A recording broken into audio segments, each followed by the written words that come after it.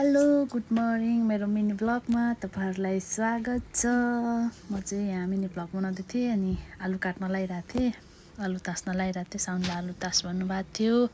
म चाहिँ आलु तास्न साथसाथै यहाँ यो भुट्दै थिएँ। एकदम मिठो देखिरहेको थियो च्याउ च्याउ अनि च्याउ साथसाथै यहाँ तरकारी पनि तताउनु थियो अनि त्यही भएर तरकारी पनि तताउन राख्दै थिएँ। अनि यहाँ रोटी खाने रे भनेर रोटी पनि भिजाइदिएको थिएँ। अनि रोटीसोटी भिजाएर म चाहिँ खाना खान लागेँ। खाना खाँदै थिएँ अनि साउनीले खै के पो भनेर बोलाउनु भइरहेको थियो। अनि खाना खान भ्याएर अब चाहिँ भाँडा माझ्नु पर्ला भनेर भाँडा माझ्नुतिर लागेँ। भाँडा थोरै नै थियो अनि भाँडा माझ्छु अब चाहिँ भनेर अनि पछाडि यसो हेरेको त मौसम त चिसो चिसो जस्तो देखियो तर रमाइलो देखिरहेको थियो। यहाँबाट भाँडा माझ्दै बाहिरको दृश्य हेर्दै एकदम राम्रो। अनि म चाहिँ भाँडा माझ्दै थिएँ। भाँडा माझ्दा माझ्दै यो थाल त कस्तो राम्रो भनिरहेको रहेछु। म चाहिँ राम्रो लागेको मलाई त्यो थाल चाहिँ। अनि म चाहिँ भाँडा माझ्दै थिएँ अनि बाहिर पनि हेर्दै भाँडा माझ्दै एकदम रमाइलो देखिन्छ। त्यहाँ ठ्याक्क भाँडा माझ्ने ठाउँभन्दा बाहिरपट्टिबाट देख्छ नि त सबै बाहिरको भ्यू। त्यही भएर बाहिर हेर्दै भाँडा माझ्दै म चाहिँ भिडियो भएको छ कि छैन भन्दै हेर्दै भाँडा माझ्दै थियो। हात चिसो थियो नि त त्यही भएर अनि भाँडा माझी भ्याएर म चाहिँ अब मासु काट भन्नुभएको थियो साउनीले अनि मासु काट्नतिर लागेँ।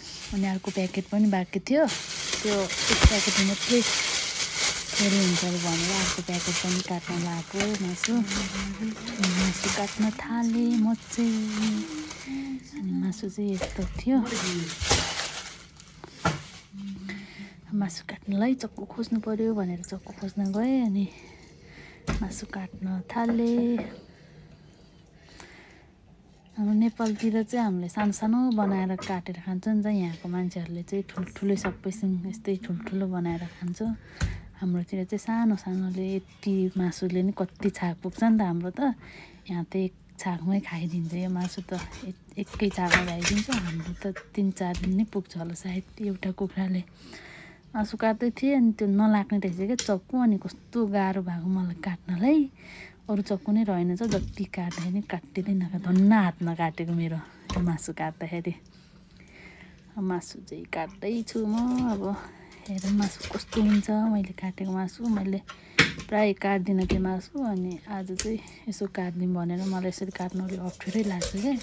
अहिलेसम्म काटेको थिएन अनि आज साउनीले ल त ट्राई गर भनेर आज काटिदिनु भएको मासु मैले काट्दै थिएँ मासु। के भन्ने त कुरै आउँदैन।